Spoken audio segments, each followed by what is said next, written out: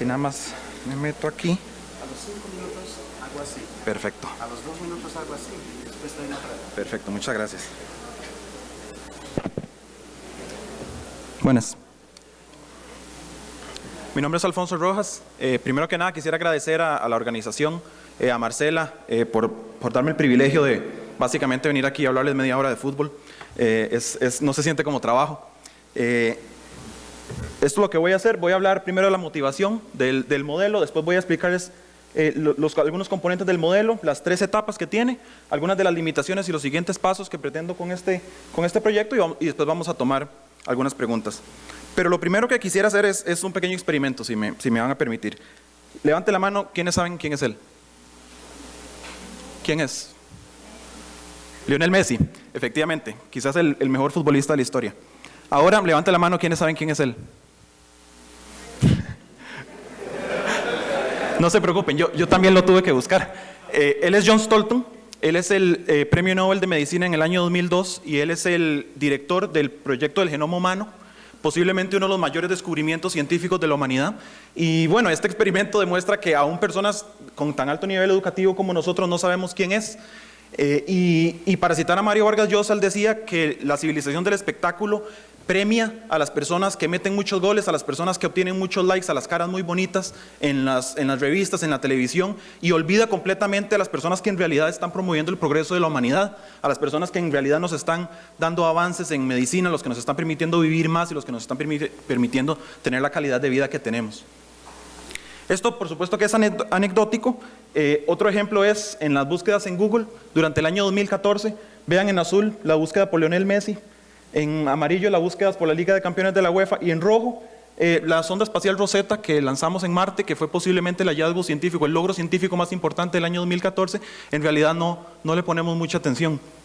Si involucramos la Copa Mundial del 2014, básicamente es injusto. Básicamente solo hablamos de la Copa Mundial y ignoramos completamente los avances científicos. Y parte de eso es mi motivación para este proyecto, porque personalmente yo también le he puesto más energía y más tiempo y más atención de la que debería, de la que a veces es racional, a algo como el fútbol, que en realidad no aporta nada productivo a nuestra vida, y a veces uno quisiera utilizar más el tiempo para herramientas productivas o para hacer algunas otras cosas. Entonces, con ese contexto, y si le sumamos otro evento político muy importante que estoy también seguro que muchos de ustedes recuerdan, la elección presidencial de este año, las encuestas unas decían que Carlos Alvarado, otras decían que Fabricio Alvarado. En la primera ronda, el candidato que terminó ganando, Carlos Alvarado, tenía el 6%, y entonces eso generó un ambiente de crispación social y de duda sobre las encuestas. Las encuestas nos están mintiendo, las encuestas son falsas, fallaron las encuestas, y uno lo puede ver incluso en redes sociales, que las personas dicen, las encuestas fallaron en Costa Rica, fallaron en Estados Unidos, fallaron en el Reino Unido, fallaron en Colombia, en México, en todos los lugares, y eso evidencia, y por lo menos a mí me generaba la frustración de que ese no es un uso adecuado de las encuestas, ese no es un uso adecuado de las herramientas estadísticas ni de la información que las mismas nos proveen. La encuesta no dice quién va a ganar, la encuesta dice una distribución de probabilidad en el momento de la encuesta respecto a las preferencias electorales. Entonces, con esta frustración y por supuesto con la energía que estaba captando el Mundial en el momento, en junio, no había ningún tema de conversación que no fuera la selección de Costa Rica en el Mundial. Y además recordando mis épocas en la Universidad de Costa Rica cuando era estudiante, allá en la Facultad de Estudios Generales, llevando humanidades, terminaba la clase a las 11 y empezaba la próxima clase a la 1, y entonces los compañeritos llegábamos y nos sentábamos en el pretil a hablar de fútbol, y nos dedicábamos a hacer eso una y otra vez, y yo llegaba a mi casa a ver el partido de la final del Mundial de 1974 y el 78 para poder llegar después al pretil a hablar de fútbol con propiedad. Entonces con esa motivación y tratando de promover el entusiasmo por el fútbol y la educación en probabilidad estadísticas, que desarrollé la herramienta Pretil. Pretil es básicamente un acrónimo para el programa de réplica estadística discreta del torneo, inflada diagonalmente light, y durante la presentación voy a ir, ojalá, explicando algunos de esos detalles. Es básicamente un modelo de simulación de la Copa Mundial de la FIFA, es 100% diseñado en R, no tiene, los únicos paquetes que usa es dplyr y ggplot, entonces es un programa bastante básico que se puede correr casi en cualquier plataforma de R. Y el objetivo, como les decía, es promover los conceptos de estadística y probabilidad en un contexto en el que todo el mundo quería saber si Costa Rica va a pasar a segunda ronda, si Costa Rica le va a ganar a Brasil. Entonces, les voy a hablar un poquito de las etapas. La primera etapa es la estimación del ELO, que es ahora voy a explicar más o menos qué es. Después, el modelado de los resultados. Y en la tercera etapa, la actualización en vivo de los resultados. Como les mencionaba, la primera etapa es la estimación del ELO, que utiliza una base de datos de partidos internacionales desde 1871, es decir, todos los partidos que se han jugado en la historia. Se ve más o menos así. Ahí en la primera fila pueden ver el primer partido internacional que se jugó, el 30 de noviembre de 1872 entre Inglaterra y Escocia, un amistoso con un empate 0-0. Dicen los radicales del fútbol que el 0-0 es el marcador más emocionante. Yo no estoy de acuerdo. Pero básicamente se ve así, y a partir de eso entramos en la estimación del ELO, que es un sistema internacional de medición de la fortaleza de agentes en juegos de suma cero. Se utiliza en el ajedrez, se utilizan básicamente todos los deportes, y cada rival tiene una nota ELO, por decirlo así, y dependiendo del resultado del partido aumenta o baja dependiendo de la fortaleza del rival. Y no voy a detenerme mucho en detalles técnicos. Si a alguien le interesa lo podemos discutir en las preguntas o después, pero básicamente primero todos los equipos empiezan con una base de 1500. Esa nota se transforma en una función logística, después es una expectativa que tiene el rival de ganar el partido contra su oponente, y después se estima la nueva nota de ELO dependiendo de una serie de variables. Primero la nota de ELO que tiene el equipo, que es el RI, después el K, es un vector, básicamente un escalar que uno define para darle peso más a partidos recientes o a partidos más antiguos. Entonces un partido de 1872 en realidad no dice mucho de la fortaleza de Costa Rica en 2018. Después SI es el resultado del partido, 1 si ganó, 0.5 si empató y 0 si el equipo perdió. Y EI es la estimación de la probabilidad que tenía el rival de ganar el partido inicialmente. Entonces esto se ve eventualmente así. Ahí pueden ver, por ejemplo, en la primera línea es un partido de Irán, ganó 1-0. Y entonces en las últimas 4 filas vemos el ELO inicial, como ganaron el partido. En el nuevo ELO le aumentó la nota, mientras que su rival, Corea, bajó en puntos. En la segunda etapa es la modelación de resultados, es decir, una vez que ya tenemos la fortaleza relativa de todos los equipos, entonces podemos ahora sí restringir a los 32 equipos que juegan en el Mundial y empezar a jugar partidos entre los equipos con diferentes calificaciones. Para esto utilicé únicamente los partidos internacionales no amistosos desde 2010, por varias razones. Primero, porque para atrás de 2010 la mayoría de jugadores y los equipos son muy diferentes a como son hoy día, y utilicé partidos no amistosos porque los partidos oficiales son muy distintos de las dinámicas de un partido amistoso. En un partido amistoso intentan alineaciones radicales o jugadores para probarlos aquí y allá, o los equipos en realidad no se toman el partido muy en serio, mientras que en un partido oficial en realidad sí los dos equipos van fuertemente a ganar. Entonces, para la modelación de resultados se utiliza básicamente una regresión Poisson simple. Es una regresión Poisson porque es discreta, ¿verdad? Un equipo no puede anotar 1.2 goles, sino que anota 0, 1, 2, 3, 4, 5, 6 goles. Y para eso entonces utilizo el ejemplo de Costa Rica. Los goles anotados de Costa Rica van a ser distribuidos con una regresión Poisson dependiendo de la fortaleza del oponente al que se está enfrentando, y la cantidad de goles que va a recibir de igual manera es una distribución Poisson dependiendo de la fortaleza del oponente al que se va a enfrentar. Entonces, una vez que uno corre esa regresión, obtiene algo como esto, que es básicamente una línea continua que predice la cantidad de goles que va a anotar el equipo dependiendo de la fortaleza del oponente. Entonces ahí pueden ver, tiene sentido, entre más fuerte es el equipo, Costa Rica va a meter menos goles, y entre menos fuerte es el equipo, se estima que Costa Rica va a anotar más goles. De igual manera con los goles recibidos, entre más fuerte sea el equipo, uno estimaría que va a recibir más goles, mientras que entre más débil sea el equipo, se anotan menos goles. Una vez logrado eso, entonces uno puede empezar a modelar los resultados de un partido. Lo que les mencioné anteriormente era únicamente para Costa Rica. Ahora, si tenemos a Costa Rica contra Brasil, entonces se complica más, porque no solamente hay que modelar a Costa Rica, hay que modelar a Brasil, y hay que modelar el enfrentamiento entre los dos equipos. Entonces, para eso, uno básicamente ajusta un primer lambda, que es la cantidad de goles que anotaría Costa Rica, como una relación, una ecuación simple entre los goles que se predice que anota Costa Rica y los goles que se predice que recibe Brasil, ¿verdad? Porque es el mismo marcador. Y de la misma manera los goles de Brasil, los goles que anotaría Brasil contra un rival con la fortaleza de Costa Rica, y los goles que recibe Costa Rica contra un rival con la fortaleza de Brasil. Y después de eso realizo una simulación Monte Carlo con una simulación Poisson diagonalmente inflada, que eso Básicamente hay un resultado histórico en el fútbol de que los equipos tienden a empatar y entonces para eso uno infla diagonalmente la relación entre las dos regresiones para que tienda al empate más y eso genera mayor efectividad predictiva. Una vez que uno modela el resultado se ve algo así. 100.000 simulaciones de partidos diferentes, la diferencia del resultado y quién ganó. Como pueden ver en esta simulación entre Costa Rica y Brasil, claramente Costa Rica no tiende a tener una diferencia de goles positiva, pero bueno, eso es esperable porque Brasil es un rival bastante fuerte. Y bueno, me predice también continuamente la cantidad de goles que uno esperaría que el equipo anote, o bueno, la diferencia de goles que Costa Rica tendría en un partido contra Brasil. Y después también se puede observar los 100.000 partidos simulados. Para hacer esto, como es una distribución Poisson que únicamente nos va a dar resultados discretos, uno realiza una transformación de la función a una distribución normal y entonces ya ahí sí puede ver un mapa de los resultados, no solamente con columnas, porque si no sería muy aburrido y no es tan interesante, y puede ver uno en verde los partidos en los que ganó Brasil, en gris los partidos en los que empataron y en rojo los partidos en los que ganó Costa Rica. Y aquí se puede ver claramente también la poca probabilidad que se estima que Costa Rica le gane un partido a Brasil. De manera similar, se puede hacer simple una estimación de probabilidad empírica con las probabilidades de estos resultados. Costa Rica contra Serbia, por ejemplo, había un 37% de probabilidad de ganarle, un 38% de empatar y un 24% de perder. Y Costa Rica perdió efectivamente ese partido 1-0, pero no vamos a hablar de eso.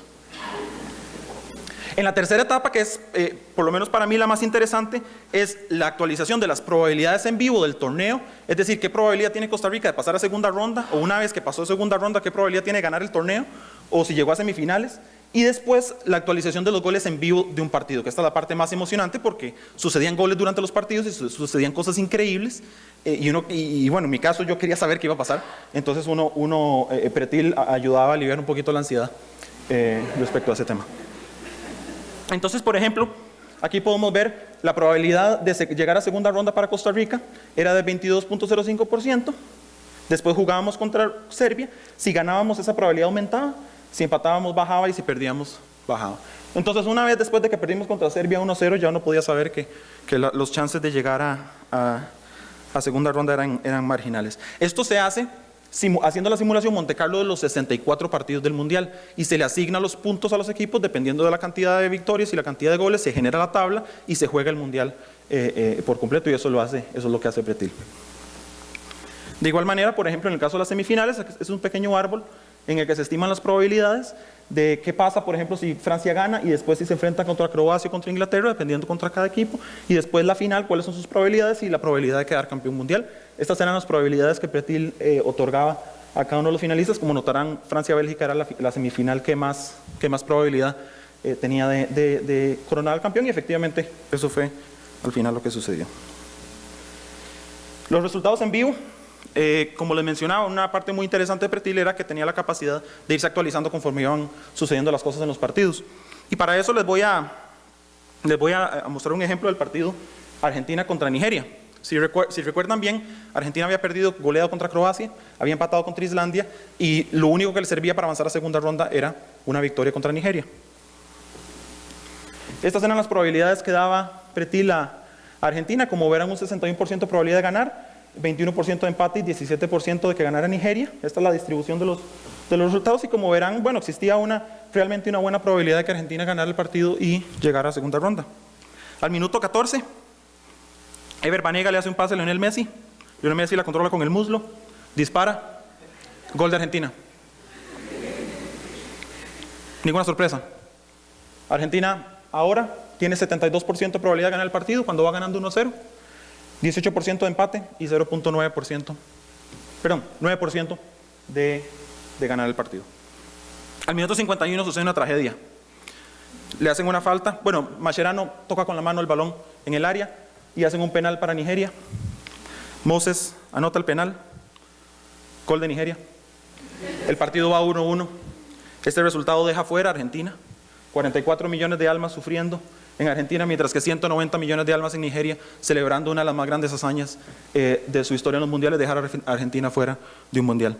Para este momento, las probabilidades eran de Argentina un 52% ganar el partido, 30% empatar y 16% de que Nigeria ganara el partido. Es decir, todavía quedaba tiempo, fue al minuto 54, todavía quedaba tiempo para que Argentina metiera el gol, pero empezaron a pasar los minutos y no sucedía.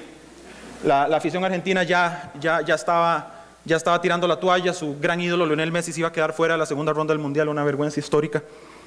Hasta que al minuto 86, Mercado hace un centro al área. Ya para ese momento el portero Willy Caballero estaba mirando al entrenador a ver si le daba permiso de subir a cabecear. Hace un centro, 40 millones de personas tratando de pegarle a la bola. Marcos Rojo dispara de una y anota el gol. Para hablarles sobre la relevancia de ese gol, quisiera leerles un pequeño extracto de un artículo que escribió Daniel Legares en el diario El Clarín, en un artículo que se llama El gol más gritado de la historia. Dice: abajo, fuerte, un latigazo, un balazo, una pelota en la red y un grito, de Ushuaia a La Cuaca. Un momento instalado en la memoria colectiva desde que Rojo la metió entre las piolas. Un sismo, un terremoto. No ha sido un grito más, debe haber sido el más fuerte, visceral y lleno de rabia de la historia. ¡Qué estallido! ¡Qué emoción disparada al aire! ¡Qué tremendo! ¡Qué barbaridad! ¡Qué desahogo! ¡Qué inolvidable! ¿Qué se gritó cuando se gritó el gol? Gol y la... censurado. De tu madre. ¿Cómo que no? Si con un insulto al aire incluido, blasfemia pura popular desde las entrañas, ese desgarro de la garganta fue una piña a la adversidad, real o inventada pero visible. ¿Gol a quién? Gol a los audios sospechosos, al panquequismo, al panelismo, a los dirigentes, al cabaret, al técnico, gol al dólar, gol al paro, gol a la inflación, gol al Fondo Monetario Internacional, gol al macrismo, gol al kirchnerismo, gol a todo ese imaginario del enemigo cotidiano, sin importar cuál es el de cada uno, todo mezclado, Biblias, calefones. En cada hincha hay un equipo rival, un maldito adversario que viene a jodernos la vida. Lo creemos, por lo tanto, gol a todo eso. Y por fin, cuando nuestros nietos nos lo pregunten, ¿cómo gritaste el gol de Rojo? Entonces se iluminarán las caras. Florecen sonrisas amables y comprobaremos que una vez en la vida, un día, ese día, un instante al menos de ese día, fuimos inmensamente felices. Y Pretil ya lo sabía. Aunque nunca va a poder captar la emoción real del fútbol. 78% de probabilidad de ganar el partido una vez que Marcos Rojo anotó el gol, y efectivamente eso fue lo que sucedió. Argentina ganó el partido y llegó a octavos de final para ser derrotado por Francia. Y bueno, quisiera mencionar algunas limitaciones del modelo. La actualización de los resultados no toma en cuenta los minutos. Cuando uno genera una distribución estadística, únicamente tira una moneda y le dice a uno si salió escudo y corona, no le dice qué sucedió en el aire. Entonces es una limitación grande que tiene Pretil, que no sabe en realidad si el gol sucedió al minuto 86 o si el gol sucedió al minuto 3, por decir un ejemplo. Además no toma en cuenta los atributos de los jugadores, como les decía. Hay partidos en los que los equipos no se lo toman tan en serio. Por ejemplo, Francia contra Dinamarca ya jugaron clasificados, no tenían ningún interés en jugar el partido, sacaron a sus alineaciones suplentes y el partido quedó 0-0, y eso Pretil no tiene forma de saberlo, a menos que sepa quiénes son los jugadores y algún vector de interés en el partido. Los goles del partido son generados independientemente, es decir, como les enseñé, son dos regresiones, entonces no toma en cuenta los goles que anotó el otro equipo después de generar sus propios goles, y eso es una limitación importante. Eso no lo incluí porque no existe en R un algoritmo para la simulación de una distribución Poisson bivariable. En la distribución Poisson bivariable los dos parámetros son dependientes el uno del otro. Cuando uno hace dos regresiones no son dependientes del uno del otro, pero la programación de esa función en R no existe y es altísimamente compleja de programar para una simulación Monte Carlo.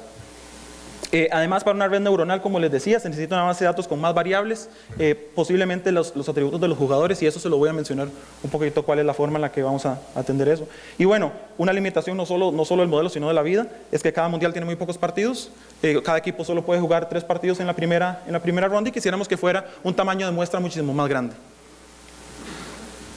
En tema de siguientes pasos, una base de datos para una FUT. La base de datos de partidos internacionales existe y está en el GitHub y ahí la pueden acceder, pero para Costa Rica esos datos no existen, entonces estamos en proceso de construir esa base de datos para poder predecir partidos de Costa Rica, porque ¿por qué no?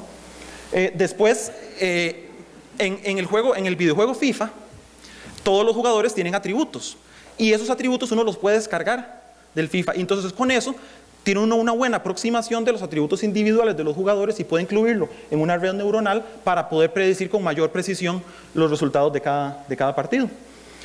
Después, competir con casas de apuestas. Pretil en general superó las probabilidades de las casas de apuestas, pero siempre he tenido una resistencia a hacer esto porque el proceso de monetización implica un paso más allá que en mi caso, que lo hago por un asunto de afición, no tengo el interés, pero siempre existe la tentación y el incentivo para intentarlo.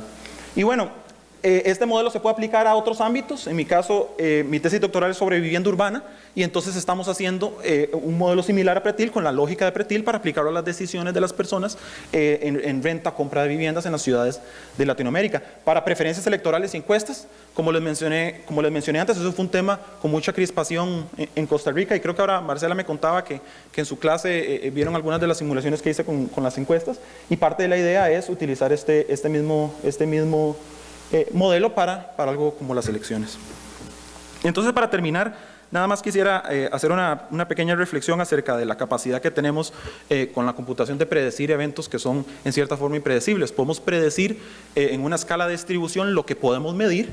Eso es Pretil viendo el partido de Rusia contra Croacia, pero lo pongo en forma de broma porque él no puede ver lo que está pasando. Pretil no puede ver lo que está pasando, no sabe la emoción de los jugadores, no sabe lo que se está jugando en el partido. Todas esas cosas son intangibles y eso es en cierta forma lo que hace que el fútbol sea tan entretenido. Para cerrar quisiera leerles una pequeña frase de un libro de Eduardo Galeano, que es considerado una de las Biblias del fútbol. Esta copia mía de 1996 y está dañada, mojada, ha sobrevivido inundaciones, mudanzas, perros.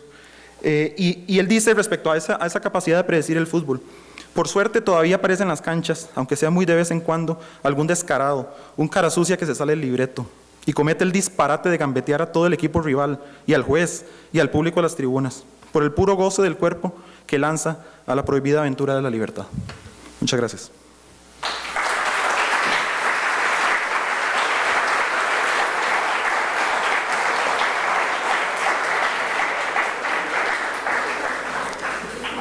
Muchísimas gracias por llevar estadísticas, datos muy cerca de la vida real. Preguntas para Alfonso. Agarras primero. Yo te quería preguntar, desde la perspectiva nunca debería ser la perspectiva valeriana. Sí. Digamos, como que los partidos anteriores toman sus fallos, porque la actualización de sus partidos, hacerla como la Sí, sin duda. Aquí el problema es que si uno quiere utilizar un prior bayesiano para la actualización del partido, tiene que generar un vector con todos los partidos previos del equipo y esa es la distribución que utilizaría. Yo lo intenté de manera bastante artesanal y las predicciones no eran muchísimo más precisas, entonces no lo incluí, pero efectivamente sí se puede utilizar la distribución que uno genera. Ya les digo cuál.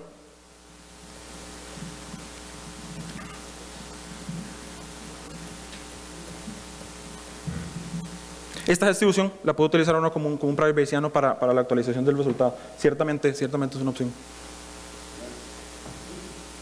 Sí, yo iba a hacer otra pregunta, pero el comentario de perspectiva bayesiana, es decir, te puede ayudar para hacer la razón bivariada. Sí. ¿No? Porque a los que los lambda detectan conjuntamente, no habría conjunto de lambda. Bueno, mi pregunta era más fácil. Los datos de esa base de razón del partido, ¿tienen los tiempos? O sea, tú podrías... No. Solo tiene el resultado, claro. Solo tiene el resultado. Y sí, efectivamente, para una distribución bivariable, pues uno puede hacer una transformación gamma y utilizar los dos parámetros para hacerlo. Lo que iba a decir respecto a eso, y ya se me escapa. Bueno, es que el yellow es una medición de los resultados previos. Entonces, habría cierta correlación ahí entre la distribución previa y la calificación del yellow que tiene cada equipo y eso puede generar un sesgo en las estimaciones. Entonces, también ese diagnóstico habría que hacerlo. Otra pregunta. No. Alfonso, muchísimas gracias. Espero que en la siguiente edición de Conecta Ever nos hables un poco más del trabajo con viviendas y todo Claro. lo demás. No es por menospreciar el fútbol, por favor, no es eso. Pero sí me parece fascinante. Gracias. Cómo lo puedes aplicar a ese tipo de problemas. Muchísimas gracias. Gracias a usted.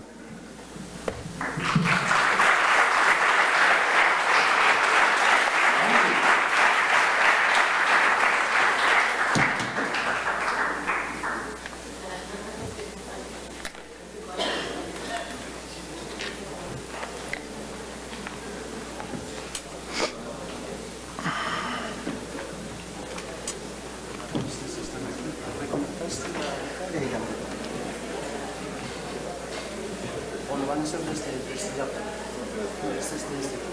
Permiso.